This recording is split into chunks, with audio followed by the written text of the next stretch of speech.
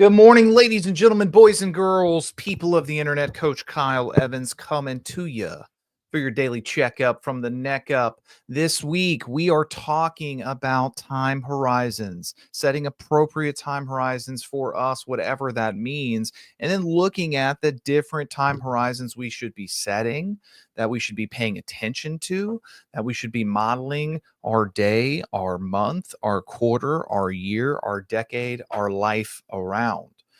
Monday, if you missed that episode, we talked about daily time horizons, how to structure our day correctly, how to make the most important things applicable in a 24-hour period. Yesterday, we talked about the medium time horizon, the quarter play.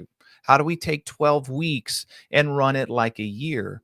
Today, we're going to be talking about the long horizon, playing the year, playing the 12-month game. What matters about it? How can we do it appropriately? And where's the juice? So let's dive in, man. Let's start at the beginning. Why does the year matter? What matters about running a year time horizon, Kyle, having the right mindset around it? Well, first and foremost, ladies and gentlemen, let's just look at the facts. Farmers, they live by annual cycles. They don't ask in March why the harvest isn't here. They plant, they tend, they wait, then they harvest at the year's end. When we're thinking about the idea of a year time horizon, it helps us understand that we're going to have to work. We're going to have to plant. We're going to have to wait in this instant gratification society that we live in. Everybody wants everything now. You can get a 6-foot purple giraffe mailed to your house through Amazon in like 48 hours. Telling people they got to wait a year longer for something, that doesn't always go so well. And oddly enough, that's more often than not how the world works. Farmers don't look to harvest in March. Are you looking to harvest right now? Are you planning for the year? The year is a natural horizon for growth. When you think about psychology, research shows that people are more likely to pursue goals at the start of something new, something fresh, i.e., a new year, a new life cycle. Hey, this year of birth. People like fresh starts. People like seasons. People like to look at things in that manner. Let's use our own psychology to our advantage and not against it. When we're thinking about business, Warren Buffett has a great quote. He said, "Someone's sitting in the shade today because someone planted a tree long ago. The annual horizon is where seeds turn into fruit. Seeds turn into trees. We got to plant. We got to tend. We got to do the things and we got to wait. Trust me, I'm a high D. I want things now. I'm like, let's go. Let's go get dirty. I don't need to know X, Y, and Z. I just need to know X and where to put my feet. Let's go." I hear this and it makes my skin crawl because I want to just go get it. But that's not how life works. It's not how business works. Things take time. Things take seasons. If we're looking at the real estate market, there's natural seasonality inside of it. Understanding the market flow, spring surges, winter lulls. This helps agents not panic mid-year, not panic in August, but plan for the year as a whole.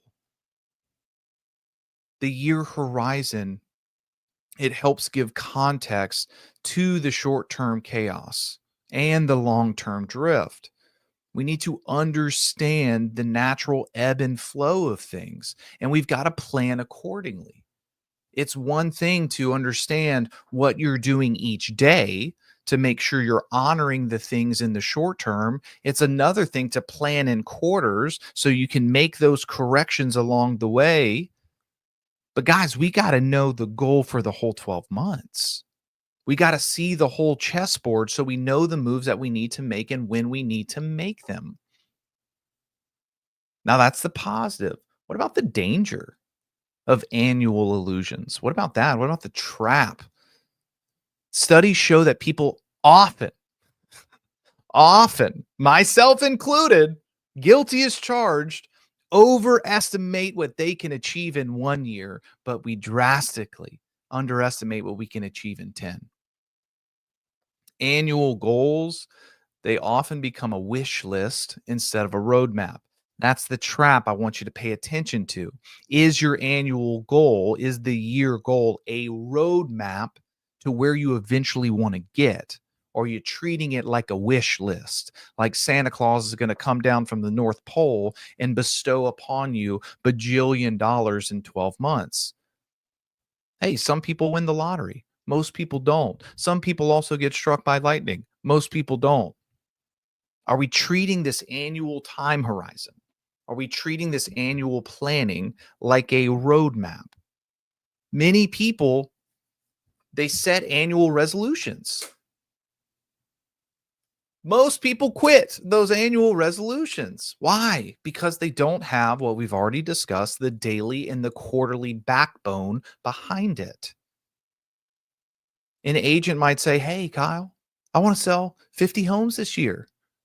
But they didn't take the time to break it down into quarterly, monthly, and weekly actions. So when we are talking about the time horizon, it is beautiful and it is awesome to have a realistic, smart goal of what you're going to accomplish in 12 months. And yet we have to back it up with what we discussed the past 2 days. Surprise.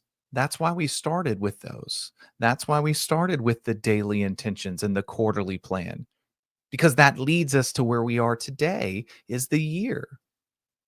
There's a book called The Four Disciplines of Execution. In it, they talk about focusing on leading measures, not lagging measures. In real estate, if your goal is to sell 50 homes, what I would challenge you to do is figure out natural conversion rates around that and understand how many conversations you need to make in the year. When I have agents do this, usually they get sticker shock by the number because it's like thousands. And that's okay. The year horizon, though, without that structure, it's just a mirage. It's just living a good life in your head. It's just planning resolutions without backbone. When we think of our year roadmap, when we think of the chessboard, are we breaking it down into leading measures that we can actually accomplish and not just pie in the sky fantasy? Kyle, that sounds great. I'm with you. How do we design the year? Well, if you're a sports fan, think about it like this. NFL teams run a full cycle: off season, preseason, in season, postseason, off season, preseason, in season, postseason, off season. It's about recovery, it's about training, it's about getting stronger. Preseason is the prep. We're cleaning things up. We're tightening up our systems. We're tightening up our processes. In season, that's execution, baby. We're playing the game. We're leaving it all out on the field. In the postseason, we're watching tape. We're reflecting on what happened. Business leaders should run their year the same way. I said what I said. What are the 4 seasons of your yearly horizon? Well, first and foremost, I think you need a vision season. Let me change that. I don't think you need a vision season. I know you need a vision season. January, we should be setting outcomes and intentions. We should be knowing where we're going. And more importantly, we should be knowing why we are going there. Step 1, vision. Step 2, execution season. This is the heavy grind. This is the momentum building. This usually falls, this year can be a little wonky, but usually falls in the spring and summertime, even late summer. This is where we're blowing and going. This is where we're producing the majority of our business. It's the heavy grind. It's the momentum. We still have some time on the clock for that, ladies and gentlemen. So step 1, we're going to have a vision season. Step 2, it's execution season, baby. Step 3, it's the harvest. This is going to be in the fall time. We're collecting results. We're pushing through the finish line. We're wrapping things up. We're finishing up and tying up loose ends. That's coming pretty soon. Are you ready for it? Finally, I think most people miss is the reflection season. We have vision, we have execution. A lot of us definitely know how to harvest, but are we reflecting on it? The winter of renewal, as Jason Abrams calls it. Are wow, words. Are we reviewing? Are we resetting? Are we renewing?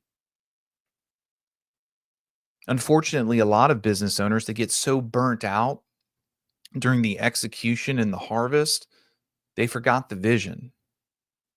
And so they don't take time to reflect. They don't take time to say, hey, this is where we are. What got us here? Did we fall short? Why? Let's review our systems. Let's review our models. Let's review our intention. Then let's reset. I think a lot of business leaders, like I said, when they get burnt out, they skip this step. Instead of reflecting, they check out. And then they get renewed after the checkout and they start the vision season all over again without paying attention to what happened and why it happened. And that, ladies and gentlemen, is unfortunately why most entrepreneurs live 21-year careers, because they don't take the time to reflect, review, reset, renew. A Harvard study showed that small wins matter daily, but big picture reviews matter annually. Are you looking at the big picture? Reflection increases innovation and resilience. I tell agents this all the time because they're so hard on themselves. They never reflect on how far they've come and the things that they've overcome, the things that they've gone through, the things that they've grown through, their resilience. And because they don't reflect on it, they don't give themselves credit for it, and they don't strengthen that muscle because they're not giving themselves gratitude for it. They keep constantly looking at the gap instead of the gain. A practical tool around this, man, create the yearly dashboard. Yesterday, we talked about having those 3 priorities broken down for your quarters. Awesome. Do the 3 priorities match the 3 annual outcomes you are looking for? Are your quarterly priorities getting you closer to the annual outcomes you're looking for? Are you taking the annual outcomes and breaking them down into 12 boxes, one per month? A pro tip is, are you taking it and bringing it into visual accountability? Do you have a board up in your office that you're looking at every day? Do you have it up at home? Do you have it up in the brokerage? Do you have it up where you spend a lot of your time? Can you see it? Because what we focus on expands. If we're not paying attention to our annual goal, where we are annually, it gets easier and easier to drift. My desire for you today and this week, this year, this month, this quarter is to build your year in seasons.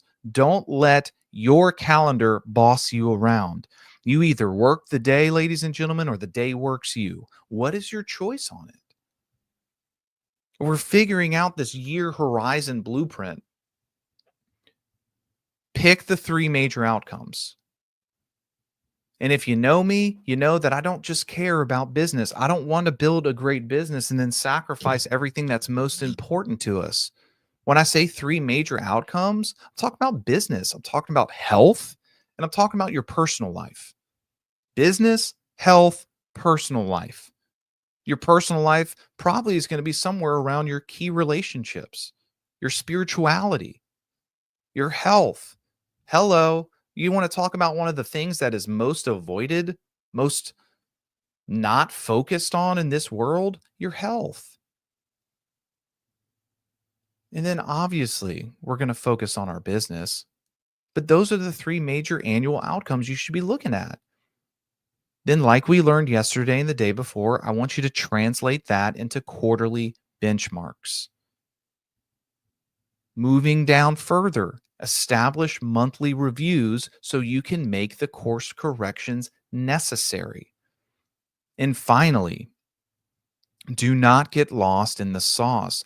I believe that you should have some sort of annual retreat, some sort of family trip, some sort of financial review. We got to be paying attention to these things. We have to put priority on putting those things on the calendar and honoring them. Another pro tip for you. Great book here. It's The One Thing by Gary Keller and Jay Papasan. I've read this buku times. What is the one thing this year that would make everything else easier or unnecessary? The one thing even teaches us that we should be planning our recharge time, our vacations, our annual retreats on our calendar before anything else. It's that important. I have agents sometimes, business leaders sometimes tell me, man, I haven't taken a vacation in 4 years. I'm like, gross, bro. It's not a badge of honor. That means you're doing it wrong. I'm all about the hustle. I'm all about the grind. I'm all about getting down and dirty, rolling the sleeves up and not coming up for air. But I'm also about, I'm living a life that I don't want to regret. Do you have the most important things on your annual calendar?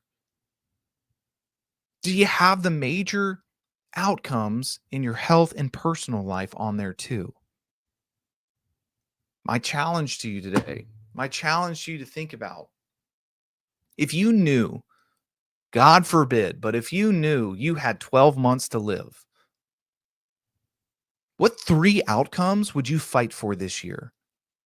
What three outcomes would you fight for like you're the third kangaroo trying to get on Noah's Ark and it's starting to rain? Think about that. Then go structure your 12-month horizon as if it mattered that much, because it does. Annual mastery, it's about clarity. Clarity is power. Most people don't even know where they're going or why. Let's start with clarity. Then we got to get to sequencing, and then finally reflection. Not just resolution hype, not just, hey, I'm going to bust it wide open this year. Like, get clear on it. Then get clear on the measurables. The year is where the seeds become the harvest.